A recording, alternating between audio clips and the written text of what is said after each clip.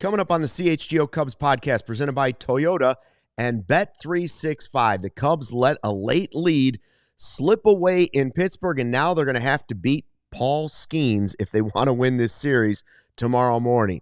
CHGO Cubs coming up next.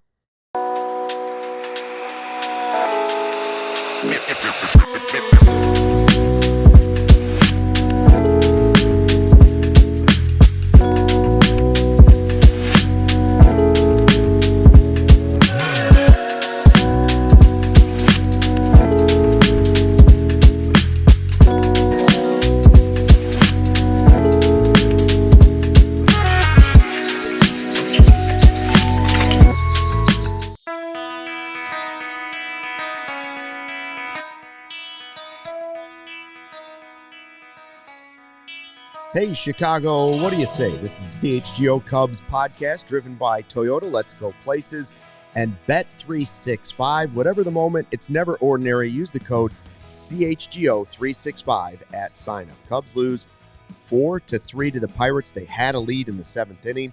Luke Stuckmeyer, Cody Delmendo, Sarah running the ones and twos for us late tonight. If you're wondering, by the way, Corey and Brendan will have a podcast for you tomorrow night after this series wraps up, and they will wrap up that series. Yeah, we won't be live after the game. We won't be live after the game tomorrow. We also want to remind you, and we will do so in just a little bit, about our big trip coming up on Saturday to Milwaukee. There are still a couple tickets available for that. So news on that coming up in just a bit. There were so many things about this game that were just meh, right? Like, yeah, if I were to describe this game, it would just be mid. Yeah, well, and obviously the fan thing put a whole different feeling into the game afterwards. When the fan fell out of the stands, everything changed, right? Like the looks on the players' faces changed, our mood changed. But outside of that, and we can talk about it later, but outside of that, the baseball was boring. Yeah, I was pretty bored. That was the most boring 4-3 loss in Pittsburgh. The 7 runs were all just like sack fly, fielder's choice. Ian Happ driving in a run was probably the most exciting thing for the Cubs. Yeah, there were no big plays on offense. Yeah, and there were some questionable defensive plays. There were no pitcher dominated. There were some good pitching performances, but nothing on the field, the play, nothing stood out about this game. Yeah, it was. That's just the fact. If you haven't watched it yet and you're listening to this in podcast form tomorrow, you don't need to go back and watch it. No. Well, they play at 11:30. Yeah. If you're in Central Time Zone, they'll play at 11:30 tomorrow. So that, to me, that's the good news about this game. For me, is that they play tomorrow, like legitimately in the morning, because they'll be on the East Coast. It'll be 12:30. But this is one that I'm just ready to flush and move on. And it sucks. I'll just go ahead and say it. Like, I'm not putting any blame on Caleb Thielbar on this one. This is on Kyle Tucker not getting in the insurance run the half inning before, and then Jon Berti's error. Because if Kyle Tucker gets the insurance run in, you're up 2 runs. And I know there was 2 outs, but we're talking about giving a guy, or I've been sitting in the bleachers, sitting on this show, holding up signs saying extend Kyle Tucker and pay him whatever he wants. Those type of players, man, they come through more often than not. And he has come through. And he has come through a ton. No. I'm not saying that I'm taking any of that back. I'm just saying that, like, he didn't have a good night, even though he had an RBI ground out. Like, he is the guy. This team goes as he goes, in my opinion, in terms of the offense. And he didn't have a good night. And that's why we're sitting here saying this game was boring, because him and PCA both didn't really do anything. PCA hit the ball hard a couple times, but right into a glove, which is unfortunate. But, if Kyle Tucker is able to get that run in the half inning before, you give yourself some breathing room, and Berti's error isn't as bad as everyone probably feels right now. Everyone on social media probably saying we need a third baseman, bring Shaw back so someone can at least field a ground ball. Well, I mean, Berti actually had some nice plays tonight. He caught a line out. I think he started one of the 3 double plays. Like, he made all the routine plays. He had one bad moment. And for the most part this season, he has fielded the baseball. It's just one bad moment. And I'm not saying that those fans are wrong about bringing Shaw back or complaining about not having a third baseman. But this is what happens when you're in these close games. Like, one bad moment can cost you a game. You know what I mean? So the 2 things are true. Like, yeah, you can't make the error. And yeah, the Cubs need a more competent third baseman. But also, like, they missed some opportunities on offense tonight. And I'm thinking about how Tucker wasn't able to drive that run in after it felt like the Cubs had the Pirates on their heels with the comeback, because they were down 2-0. And they came back. They had bad luck offensively in the first inning too, or it should have started off with a hit. It pops off the guy's foot. I mean, and right into whoever's playing shortstops. Yeah, it wasn't great. By the way, make sure you subscribe and like the new CHGO Cubs YouTube channel. We're working hard on it. Tell a friend, tell a neighbor, tell a loved one. And make sure you get in the chat on that CHGO Cubs YouTube channel. Berti did make a couple of nice plays. Then he makes the play that ends up costing the game, and he strikes out looking with the tying run on base in the 9th inning. So that wasn't it. The thing that bothers me, though, is still, and we're going to talk about later in this show, what a great month it was overall. Like, this wraps up April, and let's be honest, we both said just get to 500 at the end of April based on how hard this schedule was. They're well above 500. Yeah. So zooming out, the grand picture is this was a great start to the season and an April that they should embrace. There were some things that were negative. Obviously, the Steele injury is a negative. Third base, Berti's error was their 8th error at third base this season already. How many errors does Shaw have? 8 errors. I'm curious how many Shaw has. Shaw had. I know he's had a couple, but we know that Workman had 3.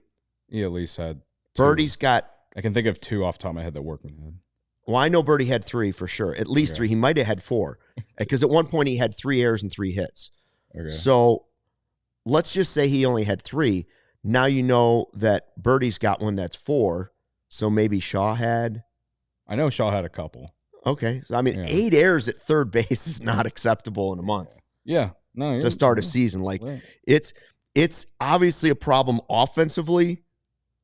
Strangely, it's a problem defensively again. Like that, we believed that Shaw could handle it. Maybe he still can. The backup plan was Workman, and we were told he was an elite third baseman. I don't know if the pressure got to him or what. He had another error for the White Sox tonight. So that didn't go well, and now Berti had an error here. So, listen, third base was a disaster defensively last year. Yeah. And it wasn't that great before that either. And Alex Bregman hit a homer tonight. And Alex Bregman hit a home run. Just to really twist the knife into your soul. But if you're looking for a problem on the field in the month of April, third base is unquestionably that problem. I can't remember who tweeted it, but I think it was a couple days ago. Someone tweeted like the top 2 teams in WAR at the position of third base, and then the bottom 2 teams. And I believe, and it's weird, but the Cubs weren't dead last. They were just above the Brewers. So Cubs and Brewers, at the bottom of the league in terms of production they're getting at third base right now. And we've talked about it so much, man, like about third base. And we can rehash everything that happened in the offseason. All I can say is we tried to tell y'all who said that we should just roll with Shaw and that's it. But also, some of it's on Jed too. Just because Jed didn't get Bregman, largely, and I think in a lot of people's opinions because of Tom, you still could have gone out and found a way to get a more competent third baseman who's actually played some third base at a competent level. He could have fortified it more than a Rule 5 draft guy. And a 34-year-old who played 25 games last season and actually has played way better than I had expected for 1 month. For a guy who played 25 games last year, was hurt, and who's like in his mid-30s. Yeah, he cost the Cubs a game tonight, but I'm not going to complain that much about Jon Berti whenever he's been pretty productive for them for the role that they actually signed him to be, which is a utility player. So I don't know what they're going to do to figure it out, man. I really don't. I'd like to see a little creativity.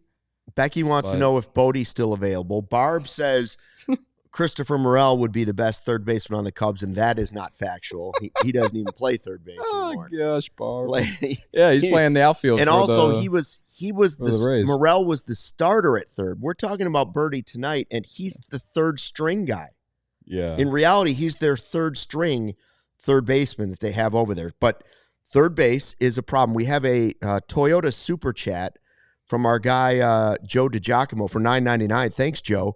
Says Jed is going to cost this team a chance at a division title because he didn't address the third base position. This is a joke. 8 errors in 31 games cost them the win tonight. Sucks. That's a solid Super Chat, Joe. I don't disagree. Yeah. Right now, everything you said stands up. Now, I don't know if it's going to end up costing them the division, but we'll see how it plays out. It is currently their biggest problem. Yeah, for sure. And I mean, I just kind of broke it down for everyone about like what they could have done and this and that. Obviously, the best case scenario is when Shaw comes back up and he at least shows more competence at the plate and gives you the great defense he was giving you. So this is the roller coaster we play with relying on young players to be competent, I guess, like guys who we can say confident rely on Ian Happ to give you the same numbers every year. Yeah. Same thing with Nico Horner. Same thing with Kyle Tucker at this point, based off what we've seen throughout his career at the Astros and so far how he's going this year at the Cubs, and even Seiya Suzuki, right? And Dansby Swanson, you're going to get the great defense, and you just hope he's an average bat. Matt Shaw, like going in the year, we don't really know what he was going to give us. And like I said, I didn't know what Jon Berti is going to give us. He played 25 games last year, dude. And then Gage Workman going from Double-A up to the major leagues. Like, yeah, the spring was fun, and it gave me some hope that maybe they found lightning in a bottle there. But yeah, what Joe says is not wrong, man. It's not something that a big market team should be doing. Jed has talked about exceeding projections, and we kind of harped on it all off season. They certainly have not exceeded projections at third base. No. And so that's going to have to be addressed quickly. I don't know how quickly. I've heard people debate when Shaw will be back. They don't want to bring him back too fast. He's doing well at Iowa. I heard somebody today talking about the end of the summer, and I thought, wow, that's a long time to go with what they have going on over at third base. But third base sort of reminds you about the flawed philosophy the Cubs have had the last few years, which was a lot of wishing and hoping. A lot of wishing, a lot of hoping, a lot of trying to just kind of find the diamond in the rough with so many like key positions, whether it was first base before you got Bush, or whether it was center field before PCA and Bellinger came along, right? Like it's third base has been a problem since the moment they took Chris Bryant out of third base and put him in the outfield. And we're not saying that Chris Bryant would be the solution, obviously, because he's had a rough go. But it's something they really need to figure out. And I don't know what the answer is, but they left themselves thin at third, counting on a rookie, because I remember Craig Counsell saying right at Cubs convention, it's not going to be easy for him over there. There's going to be some ups and downs. Now, I don't know if they thought it would start out this slowly, but hopefully, I mean, that's what they're banking on. That's right now, that's their game plan, is that Shaw will figure it out and Shaw will come back. The good news. But that's wishing and hoping too. Sure. The good news in regards to the lack of production at all that you've gotten from third base is that you've completely exceeded projections at catcher, and you've exceeded projections in center field. You were definitely at least hitting projections in left field, and you're definitely on path of exceeding projections in right field. and you're probably getting better production at DH than you did all of last year. So I guess that's exceeding projections. They're exceeding projections all over the field, but not at third base. But not at third base. So like that's kind of the thing is like I think I've read a lot of conversations about this online. It's like if the Cubs can find a way to just get average production from third base while everyone else continues to do what they do, they can survive. But on nights like this where Tucker doesn't come through in the big moment, and like the third baseman is the reason that you don't that you give up the lead, and it's one of those things that this team, the offense it feels like early on the offense has to produce in a big way for them to win games convincingly. They haven't been able to win a lot of these low scoring games early. And I like winning 9-0. I do. But like I think maybe I would feel a little bit better moving forward if they started winning more of these 4-3 games. They won 4-2 in that Sunday night game against the Dodgers, and I was high on life because that was a hard fought win. You won the series in LA, but then we had these like crazy ones against the Diamondbacks and the Dodgers, and you lose the series against the Phillies, and now there's a chance to lose this series tomorrow. So I just want to see them win a close game that was hard fought, team earned win from everyone that participated. A question from Evil Wax as we go to break to talk about our sponsors here for a second, and you guys can think about it, and then we'll answer it. Okay, I want to pose an option to you guys. Would you trade for Arenado if it meant that we would have to give up 2 top 10 players to the Cardinals? Think about that. Discuss it in the chat. First, a word from our sponsors. Toyota has 25 vehicles with available all-wheel drive and four-wheel drive. They have more than any other auto brand. The Chicago winter can be brutal. All of our weather can be brutal, and Toyota helps make it easier, from the sleek Camry all-wheel drive to the Corolla Hybrid all-wheel drive. Toyota Tundra is their truck. It's known for power, durability, off-road capabilities, and everything that's perfect for our Chicago weather. Headed to the big game, maybe you're taking a big summer vacation cross-country, loading up the family truckster. Try out the Grand Highlander. It's the perfect ride with all-wheel drive to keep you and yours safe. So you bring the action. Toyota's going to bring the traction. Toyota, let's go places. Really good time right now to sign up and be a CHGO diehard and upgrade your fandom right now. Get access to our exclusive written content, a free t-shirt, plenty of discounts on future merch and events like our trip to Milwaukee coming up here, plus access to our CHGO Discord where we all hang out and talk Chicago sports and so much more. Plus, you get the diehard card, instant credibility. Go to allchgo.com for the latest information on how you can join the thousands of CHGO diehards in our community. We can't wait to connect with you on an even greater level. Just like your favorite team needs a home court advantage, your home needs a home floor advantage, and Empire Today can help you get it, Luke. All right, Empire Today has flooring experts dedicated flooring professionals who focus on flooring every single day.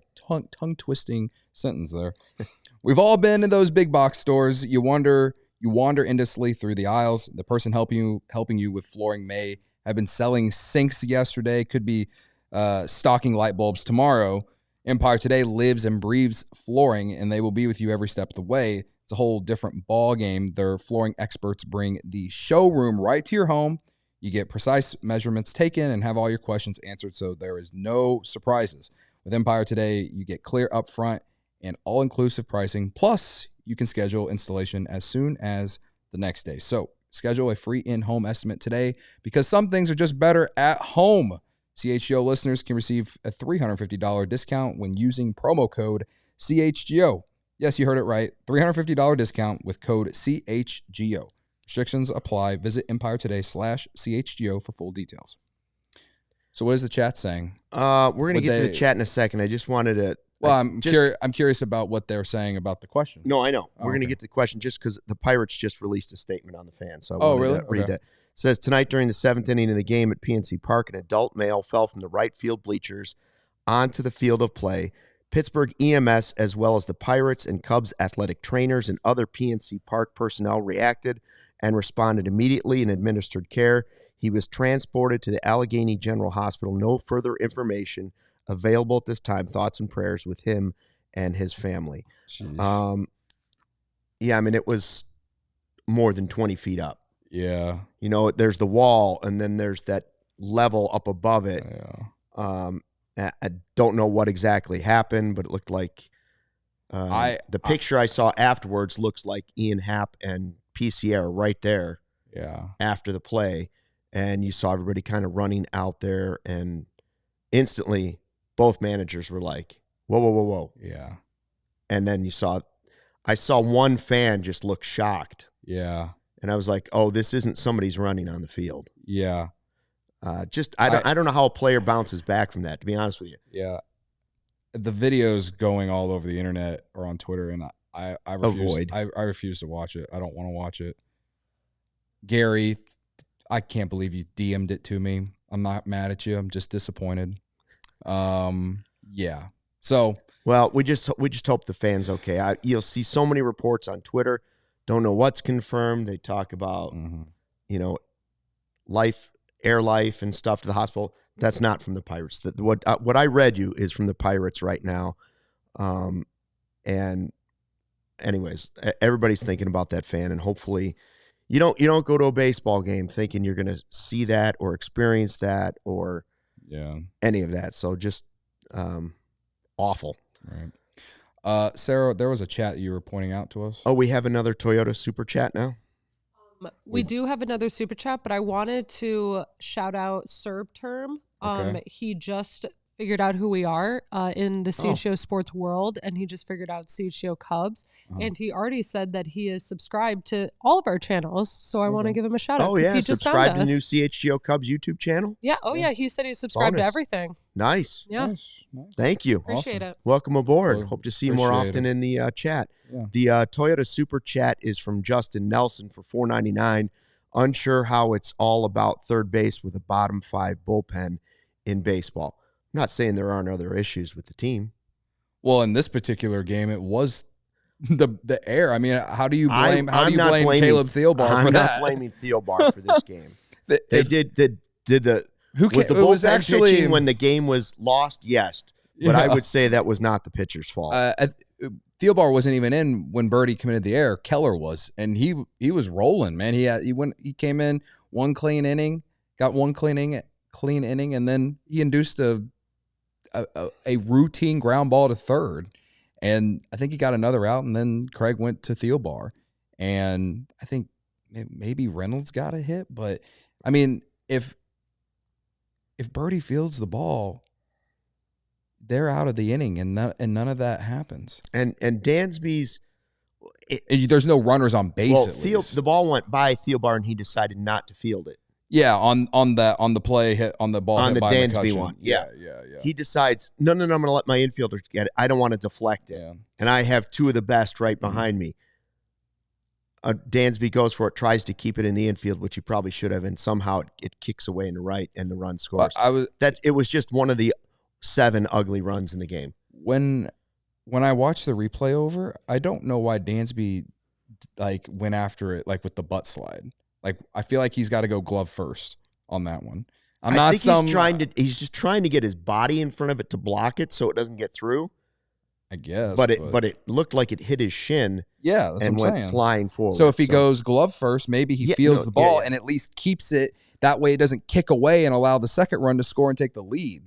You know what I mean? So I'm not sitting here trying to teach anyone how to play defense, but if you just watch the replay, it's any normal idiot could figure that out. It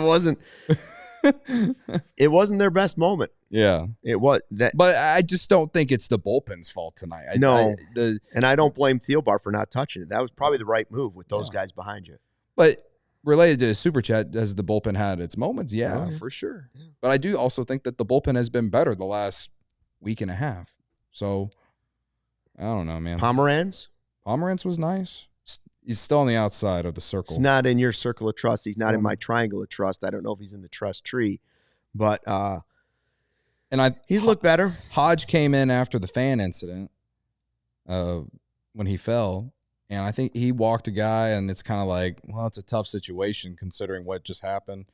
And he struck out the next battery face. So, it things could have got so much worse when Hodge came in after the fan fell and everything. And yeah, I think he deserves a lot of credit for figuring it, like for locking in. Yeah. You know what I mean? So, and Justin's, I'm not, it's like last year when we complained about the bullpen and I said, yeah, but the offense is a big problem too. That's why they're in so many 1-run games in the first place.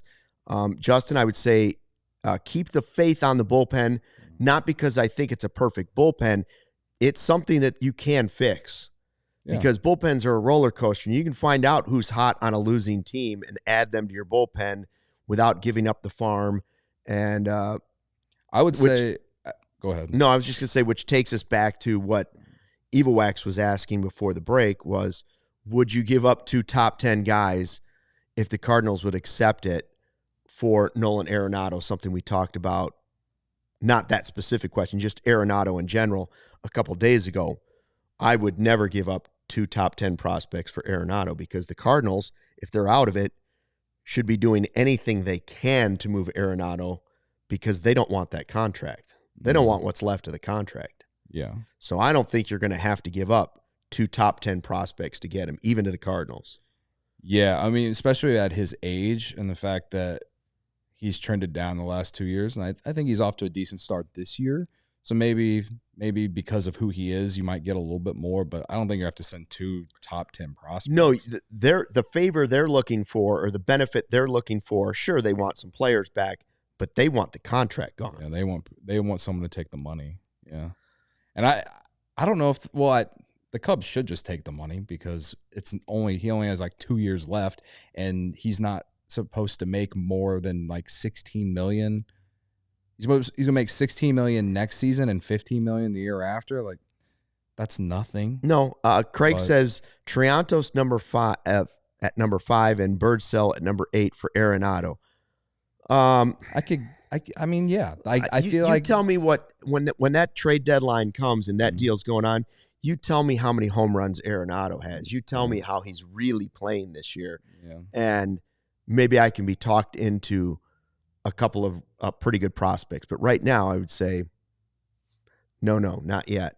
Anybody else in the chat comment on that? I think I saw somebody say no chance. Keep going that way, Sarah.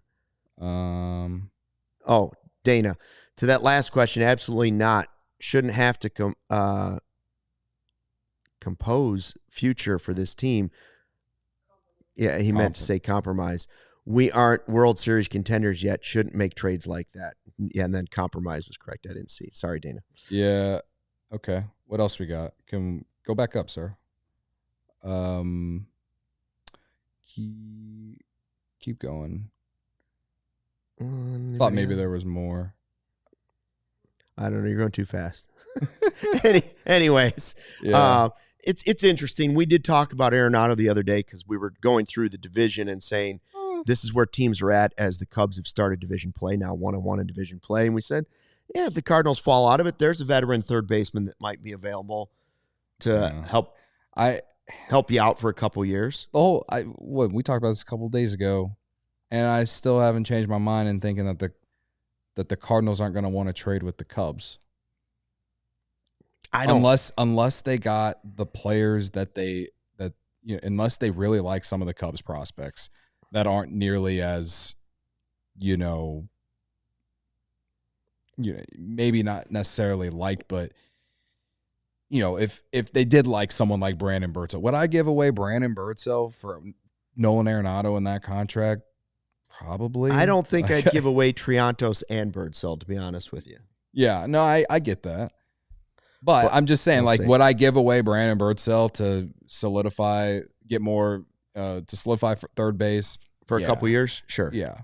And on top of it, Shaw can learn from Arenado because he's got the experience. He won however many Gold Gloves at third, There's some factors in that are a pro of bringing Arenado to the Cubs.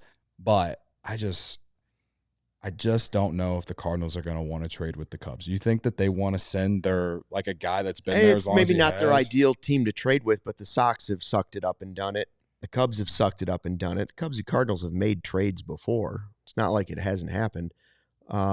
Yeah, but like when the Cubs made the Quintana trade with the White Sox, was Quintana like, was he looked at as like a legend with the White Sox? Well, no. Arenado's not a legend with the Cardinals. What?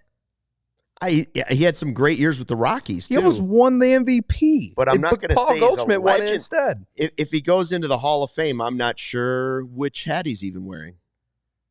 That's an argument for another day. He's a really good player. From the moment from the moment that the Rockies gave him away to the Cardinals, plus $50 million. Which he was already a great player. He was a great player on a Hall of Fame path. That's what I'm saying. To probably, I guess, at the end of 2022, he was an elite player. I guess it depends on how fast you become a legend. Kyle Tucker's already a legend in Chicago, so maybe you're right. I mean, you can put him in the conversation with Scott Rowland. It's like some of the best third basemen. I feel about Scott Rowland. Well, I don't like. I mean, yeah, you can compare him to Aramis Ramirez like you did that one time. I'm just saying, and I hate that I'm doing this because he's a Cardinal, but like, I just don't think the Cubs and White Sox recent trades measure up anything close to what Nolan Arenado is. Teams that don't like each other still make trades. Yeah, they still do it. I just think that they only do it if they feel like they fleece the other team. Or they can save themselves some cash. All right, we're gonna come back and talk more Cubs baseball in a second. But first, a word from our sponsors. If you've ever tried to buy a home, get a loan, or just deal with money stuff in general, you know it can be a lot. That's why we got to tell you about the Rate app. It's a serious game changer. You can get pre-approved for a mortgage in minutes without the need to jump through a million hoops. Boy, is that a pain in the butt. Let me tell you, if you're thinking about a new home equity loan or a personal loan, you can secure one in under 15 days. The Rate app can also help you find the best homeowners and auto insurance based on what you actually need. The whole thing's powered by AI, so it's smart and it saves you time and money. And it's something that is an unexpected bonus here. They've also added 800 free wellness videos, stuff like meditation, breathing exercises, stretching, basically tools to help you feel better mentally and physically. So if you're stressed out about a loan or a mortgage, seriously, let the Rate app handle it. And once that's covered, you can hit up one of their free wellness videos to just chill out. It's one app that helps you both with your wallet and your well-being. Download the Rate app today to get started. Whatever the moment, it's never ordinary at Bet365. New customers now get $150 in bonus bets when you bet $5, win or lose. That's right, win or lose. You can get $150 in bonus bets. All you got to do is sign up, use code CHGO365, deposit $10 and place a bet for $5 to get $150 in bonus bets if your bet wins or loses. With the Bet365 early payout offer, you're a winner if your team goes 5 runs ahead with an instant payout on straight bets and parlay selections marked as winners. For example, last night, I parlayed, and I've been doing this for the last week and a half, I parlayed whoever plays the White Sox, whoever plays the Rockies, and whoever plays the Marlins. Dodgers, Braves, and the Brewers, I parlayed the 3 last night. And they all cashed early because they were up by more than 5 runs at one point in the game. So I turned $15 into $50. That was a fun. It's not very often you win parlays like that, but it feels good when you do. You can, too, be that person when you download Bet365, all right? New customers, again, $150 in bonus bets when you bet $5, win or lose. Sign up, use code CHGO365, deposit the $10 and place a bet for $5 to get $150 in bonus bets. Again, if your bet wins or loses, you can do it on spreads, totals, player props, futures, and more. Whatever the moment, it's never ordinary at Bet365. Must be 21 plus. If you or someone you know has a gambling problem, crisis counseling and referral services can be assessed by calling 1-800-GAMBLER.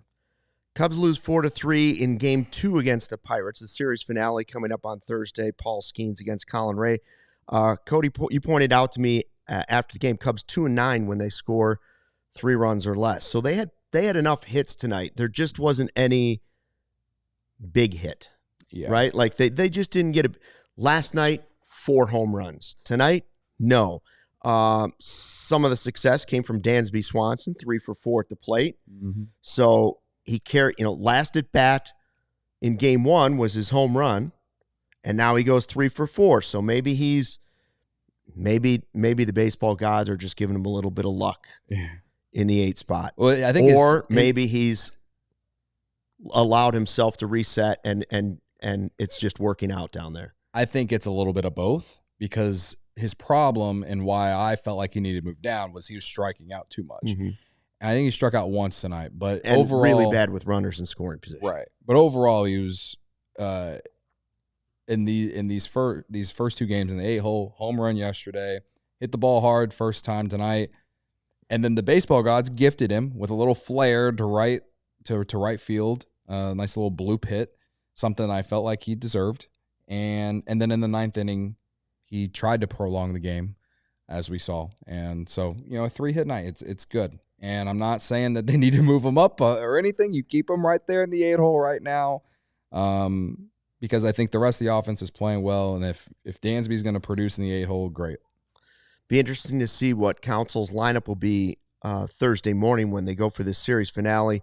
I would expect Amaya to play tomorrow. Yeah, well, it's a quick turnaround, so I would definitely think Amaya's playing in the game. Are you getting concerned about Justin Turner? I know nobody was expecting huge things this season, and it's only May 1st, tomorrow. But he's batting 163 in 53 plate appearances, 13 strikeouts, on base percentage 283. Mm-hmm. Just hasn't looked great at the plate. Mm-hmm. I was hoping he'd sort of have some impact right away to make me feel better about it, but that was kind of one of those late signings where it was like, they got nothing to do, and Justin Turner. And then everybody raved about how great he was, which he might be in the clubhouse and a veteran and good at bats and all those things. On the field, it hasn't been great so far. Yeah.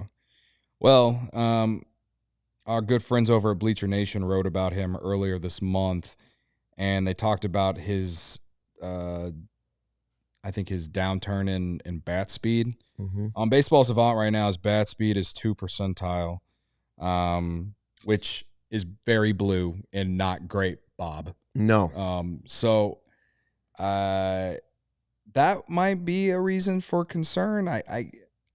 I can't say that I'm not concerned, because it's just, 44 at bats, 7 hits. Yeah, is he gonna fall? Is he gonna fall into the Hosmer, Mancini, Turner? Well, the difference between him and Hosmer and Mancini is that they're expecting less. They're expecting less for sure, but also, like, Hosmer and Mancini were given like everyday roles. Yeah, we're asking Justin Turner. Yeah. We're asking Justin Turner to be a pinch hitter and be a backup at first. First. I thought maybe that was their last ditch effort at having yet another backup plan, quote unquote, at third base. Yeah, then they're not doing it. They're not playing him at third, and they shouldn't. They shouldn't. So, yeah, it's a very small sample. I understand the frustration with Counsell, with fans who were frustrated with Counsell pinch hitting him for Michael Busch in the 8th inning tonight, especially when Busch has been awesome. It was against a lefty, and I understand like the thought process behind it, but also like Busch has faced lefty. He faced lefty last night. So I'm trying to figure out what lefties the Cubs view Busch as a guy that can handle compared to lefties that they think he can't handle. And I just don't know. It's got to all be in the computers. Yeah, it's all like it has to be. It's all in the numbers in the computers are right. Like, nope, not here. It has to be. So that's a confusing thing. But yeah, this is where I stand. I give him one more month because again, he's not playing every single day. So whatever. But I'm not, based off their actions so far this year with other guys, They need to act this way with this guy, too. They've acted very swiftly. Evil Wax says if he was strictly a bench bat, a rare fill-in, I'd be fine, I guess. They're putting him in at the 4-hole makes no sense to me. That's true. He has gotten some starts in the middle of the lineup. And, like the other day, what was it, the last game against the Phillies? He was batting third or fourth. And what was that? Who was that against? I can't remember. Again, it was against the Phillies. It was definitely against the Phillies. I can't remember who started for the Phillies, but it was just one of those, like, why? He's not hitting right now, and he's not in the lineup consistently, so you can't imagine him to be in this confident mode right now. It's just a very, very confusing thing. But all I can say is that it's different from Hosmer and Mancini because he's not playing every day, and just because of his experience, pedigree, and he's kind of coming off as like he's trying to be like kind of like the vibes dude in the clubhouse, yeah, like with his in-game interviews and stuff he's putting on social media. Like I think people, when he got signed, the hope was, could he be our David Ross? Right. Yeah. Could he be our 2016 David Ross, the veteran? Right. I mean, he's had a much better career than David Ross did. Right. But something. But a lot of people I see in the chat are Craig Brindle says 1 month, 0 contribution. Chef Kevin's not happy. He's a negative F4 player. His WRC plus is 40. He's a waste of a roster spot. A lot of people. I get it. I'm not even like trying to beat around. I'm just saying that I probably give him 1 more month.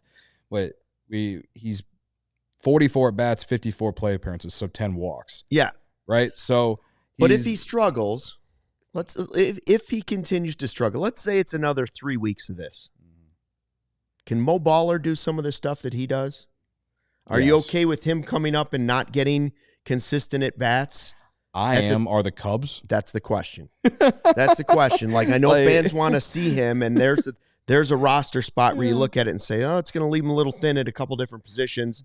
Yeah. I kind of think Moises Ballesteros, who I believe hit another home run and extended his two home runs today, extended his streak as well.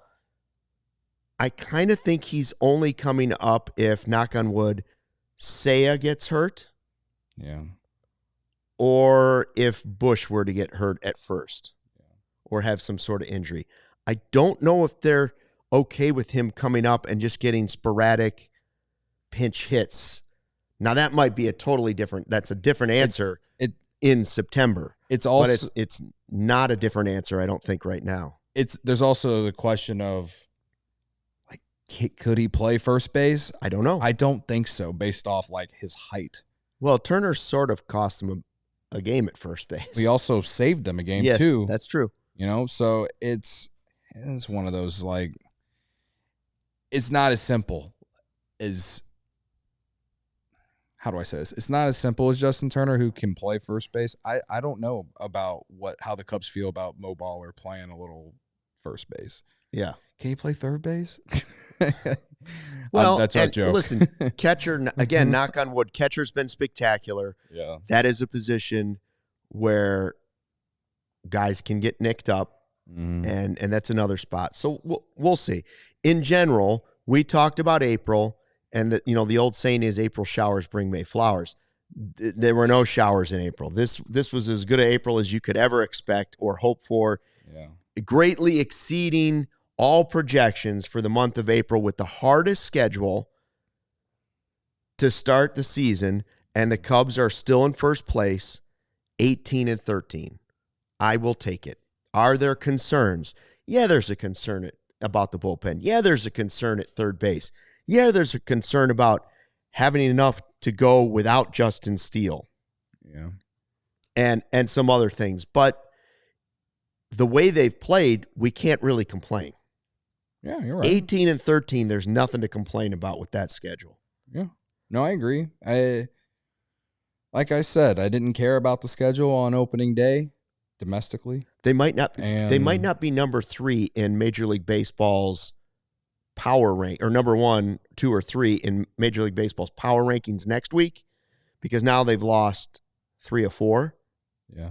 So maybe they dip a little bit, but I think in general, most people would say one of the best stories in baseball so far early in the season, Chicago Cubs. Yeah, I agree. But what I was saying is, like I said at the beginning of the month, I didn't really care about the schedule. That I thought the team was rostered really well, and if guys performed like they're supposed to perform, they'd have a good chance to win a lot of these games. And did they win some in dominating fashion? Yes. Did they win some because Kyle Tucker is an absolute dog? Yes. And, did they have some crazy ones that it could have gone either way? Sure.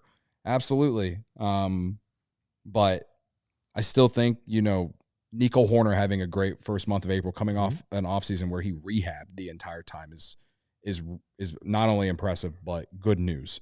I think, Amaya looks like he's taken a little bit of a step compared to last year, or at least continued his from July of last year to now upward trend, right? Mm-hmm. And Carson Kelly, I mean, we are all witnesses, right?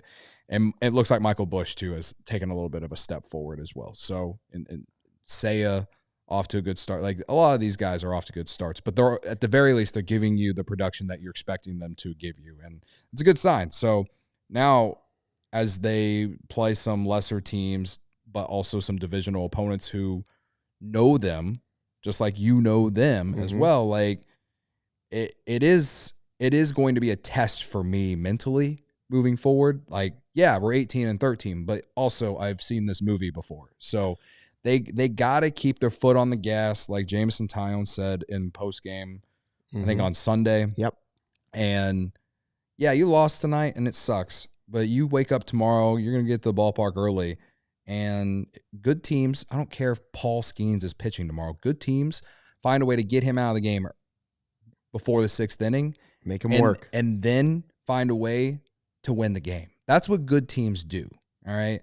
I know Skeens is awesome, but I also think that we've seen this Cubs offense tee off on good pitchers. Zach Gallen, Corbin Burns, right? Yeah. They faced a lot of really good pitch. I mean, yeah. They've seen about Dylan the Cease. Best of the best. Yeah, They've seen the best of the best. They did. I think Yamamoto. When PCA had the 2-homer game in LA, that was off glass now. Like they've seen good pitching. So this is nothing new. So you win tomorrow, and I feel a lot better about this loss. Moving forward. Tomorrow's an interesting game because it really does sort of swing things. And again, if you're zeroing in, it's a tiny sample size of the season. If you zoom out, again, the start has been spectacular. Yeah. But if you lose 2 in a row to the Phillies and then you lose 2 out of 3 to the Pirates, it takes a little bit of the buzz off of how you were feeling when you won that first game against the Phillies. You were like, here we go. Yeah. If you lose back-to-back series to the Phillies and Pirates, and you're like, that's a missed opportunity. Yeah, absolutely. Unless if you go to Milwaukee and somehow win that series at least, or, mess around and sweep the series. But I would rather win the game tomorrow and be 2-1 on the road trip with a chance to, win another series in Milwaukee, or at least come back 3-3. But, we'll see. This team, as well as they've played, they still have a lot to prove to a lot of fans, because we've all been put through the ringer, it feels like. And I'm tired of that. We need to keep winning. April can't just be April. And they're good enough to be more than just April. Other great things that we've seen so far, especially in April, you mentioned Carson Kelly. Like it's for me, it's PCA and Carson Kelly are the two stories pretty much of the start of the season where you're like, wow, I don't know what to say. Carson Kelly, and it got to me thinking like, is this one of the better, like, obviously Sammy's had some months where June of 1998. There's some great months in Cubs history, but what does this remind me of? And maybe it's because it's the most recent, but Carson Kelly's season 2025 reminds me a lot of Patrick Wisdom's April in 2023. In 2020, now Patrick Wisdom played 24 games in April of 2023. He batted .258, 23 hits, 10 home runs, 20 RBI, and scored 20 runs in 24 games. Kelly only played 16 games because he's in a platoon, batting .370, 17 hits, 7 home runs, less home runs, but also 8 less games. Yeah. The same amount of RBI. I'm not saying if he had 8 more games, he would reach Patrick Wisdom's 10 home runs, but it is also a quick reminder things can flip very quickly. Yeah. Carson Kelly deserves all the praise he's getting right now. I'm just saying to expect Carson Kelly to continue this the rest of the season would be foolish, just like it would have been foolish in 2023 to think that Patrick Wisdom was going to be the MVP of the National League after April. Well, I think a large majority of people are expecting regression. So I'm riding the wave, but I asked you this earlier when we were watching the game, like he has 7 home runs. If he finishes the year with 10, wouldn't you just be fine with that? Because I think we all would have been happy if he hit 10 home runs going into the year. But also, let me finish before you answer. If he hits 10 home runs, but also hits somewhere between 270 and 300 for the entire season, and is still one of your best defense, still one of your, still a really solid, backup catcher, and has some moments driving in runs, big moments in games and stuff. Like, do you really care about only 3 more homers the rest of the year from a guy that no one expected this run from? Well, I like that question better because originally you posed it at, what if he only hits 8 home runs this year? Yeah. And I was like, well, something really is going wrong with the rest of his season if he only hits 8 home runs. If he hits like 3 more, but he has a good batting average, he does a nice job with the pitching staff, and Amaya starts to pick up the slack there, right? Like it's not all Carson Kelly, it's more Amaya. Maybe Mo Baller comes in and becomes a factor in that situation. Mm-hmm. Sure, I could see a scenario where he only hits like 5 more home runs the rest of the season. You're like, still a good season from Carson Kelly. But if he's going to keep the batting average up and some of those other things, sooner or later he's going to run into some balls that are going to be home runs. Yeah. Right now, since he's hit 7 already, I'm just saying, like, what if you get like 14 or 15 out of him? Yeah. What if he just does what he, just double that the rest of the season? You get like 1 a month the rest of the season. Yeah. I'd be okay with that for sure. So when I'm looking at Carson Kelly's Fangraphs page right now, last year he had a 99 WRC plus. Right now he has a 254 WRC plus. That's not sustainable. It's just not. But I also think that one of the reasons that he's playing well is that he's not playing every day. He's not the everyday catcher. Yeah. And so they're putting him in the right situation. Right. So to me, it's about, if we get through May, and he's not going to have a 254 WRC plus at the end of May, but if he has a 140 WRC plus at the end of May, then I feel like you can make an argument that maybe this guy should play a little bit more. But I'm also thinking in my head, if it ain't broke, don't fix it. And as long as Amaya continues to be what he's been, like, you got a really solid tandem. You can make an argument that one of them should DH, but why would you take Seiya out of the lineup? You're not going to take Seiya out of the lineup. So, yeah, it's just one of those. It's a good problem to have. I am expecting regression. That's why I keep tweeting Christian Bethancourt every time he does something. But, yeah, he's certainly a big part of this month. But I also think that what is sustainable is his type of at-bats.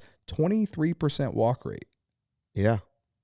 He's finding a way to give you good at-bats. I think he had another walk tonight. Maybe it was a walk, or maybe it was just a hit. I don't remember. But he's just giving them really good at-bats. And if he continues to have really good at-bats, whether he hits home runs or not, I'll take that. He was a league average hitter last year, and for a catcher, that's good. That's awesome. He will not hit 7 home runs in a month again this season.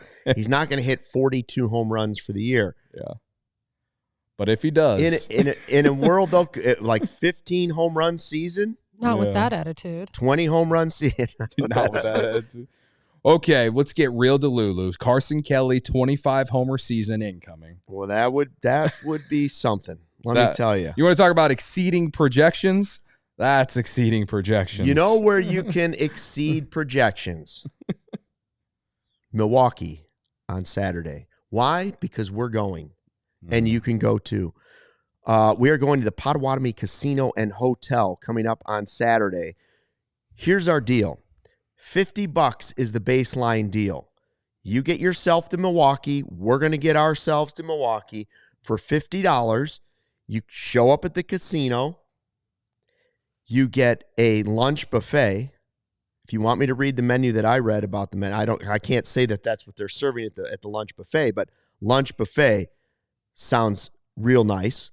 Yeah. It also includes $100 in casino play for 21 and older. It includes drink tickets, and we're going to do an hour-plus pregame show in a private room at the casino. Then you can go to the game on your own, do whatever you want. You could go back to Chicago or wherever you live, or you can add on to that. We've got add-ons. You can add on a one-night stay at the casino and hotel. You can add on a game ticket to the Cubs game. We're sitting 200 level. And so we're going to have a good time. We're going to take over. We're going to turn it into Wrigley North. Like we always do. Like we always do. And we are technically 1-0 when we go to Wrigley true. North. They did win last year. Everyone just remembers the escalator thing, though. So, especially Braggs. And again, we're on 200 section, so we're staying as far away from the escalators as we can. Braggs is not going to this one. But we're going to have a good time. We're excited about it. We're going to have a lot of fun. The casino's supposed to be great. I'm looking forward. I haven't been told, do I get $100 in casino play? We both better, yeah. I hope we do, right? We do. I mean, I didn't sign up for the deal. I'm working. Yeah. But I'm hoping I get $100 in casino play because you know how I like free casino play. Same. You also know how I like a free lunch buffet. And if you don't, you're about to find out. Luke spent $14 to have a brownie delivered to him tonight. Don't even talk about it. It's just what a true story. What a blunder that was. Well, that's this story. The whole thing was a blunder. This whole thing is more about how delivery is such a scam. It is a complete scam. How am I going to make up for that absolute disaster of a Grubhub? Let me tell you, if I get in that, I hope they're not listening, Potawatomi Casino, but if they are, I'm going to line my pockets with Ziploc baggies. And that way, I'm just going to be stuffing macaroni and cheese in all my pockets. And I go to the ballpark. I just pull out a handful of mac and cheese. That would be a scene. Huh? That would be a scene. What are you eating a hot dog over there? No, actually, some ham from the Potawatomi Casino that I stored away earlier like a squirrel. Yeah. Plastic-lined pockets. Oh, there's an invention that could take off. Yeah. Anyways, I'm looking forward to that. We're going to have a good time, and there are a couple tickets still available to that. We got a couple minutes left on the show. I just want to mention the cap thing. The cap thing. That we probably should have talked about yesterday, but whatever. Well, a lot of people are riled up about it. I'm riled up about I'm going to say it's much to do about nothing is my opinion. I'm not saying Cap shouldn't have said it because I think if you hear something like that and you have a platform like Cap does, that's what you do. Mm-hmm. This is what I'm hearing. That's why people listen to Cap on the radio and want to hear his stuff and go to the recap and all those things. If he hears something like that, now is that probably being fed from somebody? Yeah, well, most likely it's coming from the Cubs side. Somebody on the Cubs is telling him that because there's a lot of heat, like CHGO people named Cody and Braggs holding up signs saying, extend Tucker, extend Tucker, extend Tucker, and we're flooding our CHGO Cubs YouTube channel with it. Yeah. And I've even suggested that everybody in the bleachers should hold up a sign every time he comes up to the plate this year. And we do. Every time we go. And I'm suggesting that fans should chant his name every time he comes to the plate. Yes. So, yes, I believe the Cubs are feeling a little heat about this. All Cap said, I don't want to, let me see. I'm going to use the quote. Okay. Because I don't want to say something he didn't say. He said, I'm hearing the Cubs are wrapping their brain around whatever it costs, we're paying it, and they want to keep Tucker. That's basically what he's saying. He's saying, I'm not saying that he's going to take that offer. I'm just saying the Cubs are wrapping their brain around it, that whatever it's going to take, they're going to try and keep him, and they want to keep him. My hesitation on this is not Cap's report or not report, or whatever you want to call it, or if it's a report or news or not news, none of that stuff matters to me. The way it's phrased that Cap said is the Cubs are sort of wrapping their brain around this. My problem with the whole thing is they're first doing that. He doesn't say that exactly, but like, am I reading between the lines that they're first wrapping their brain around the idea of they should offer whatever it takes to keep Kyle Tucker? Because you should have done that well before you traded for the guy. Right? Like, well, the idea of, hey, we're going to make him an offer. We can't guarantee that he's going to keep it and take it. But the idea of we're going to make a substantial offer, not one of these we're $200 million below, not one of these we're third on the list. We're going to be in the mix as good as anybody else, and then Wrigley will sell itself. Right. And we have him, and potentially we could convince him to avoid going to free agency by offering him this hunk of cash early.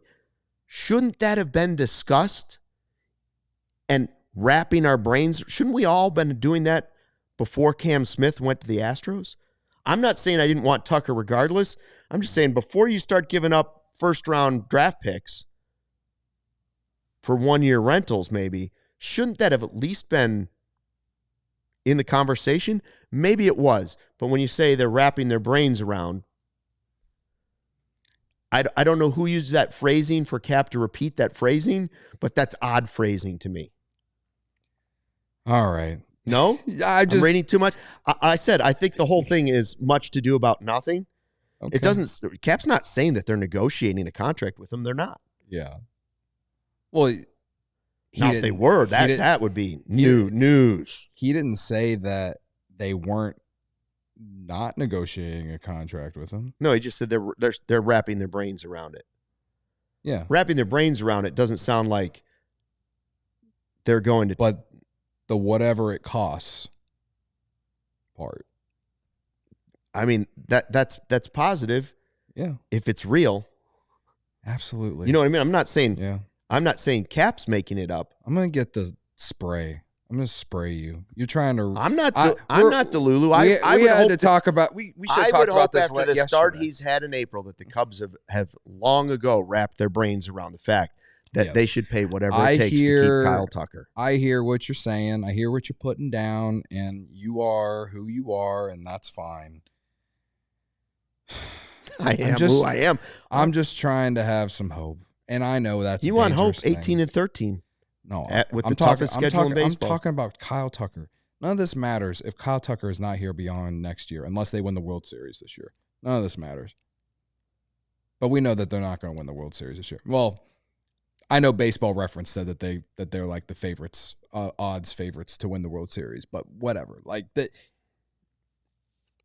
unless they win the World Series this year, the 1 year of Kyle Tucker does not matter. It just simply does not. I would agree with that. Right? Yeah. So just getting to the postseason with Kyle Tucker is not enough for me. To push back on your skepticism, it's not even negativity. I just think it's skepticism. You're right. I'm a little skeptical of where it's coming from.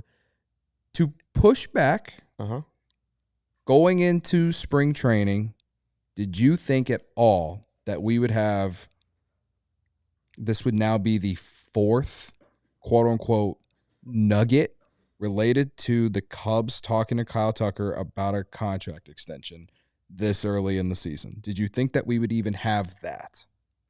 They're not talking. As far as we know, nobody's reported that they are talking to Kyle Tucker about a contract extension. They're wrapping their brains around the idea that if they want to keep him, they're going to have to pay a lot of money. Mike Rodriguez, Hector Gomez. Heyman mentioned it. Heyman. And shout out Jacob Zanola. You're working real hard, my brother. All right. And Cap. So that's 5. I forgot about Heyman. So that's 5 people. You're hoping that where there's smoke, there's fire. There's fire. And I still stand at the top of the hill with the thought of it would be worse PR for the Cubs to not extend him or find a way to keep him if this actually does go to free agency. Be worse PR for them, no matter what happens in October if they somehow get there, than any of the alternative. If you keep him and you lose in a terrible way, or someone does something stupid in the clubhouse, they will not experience worse PR.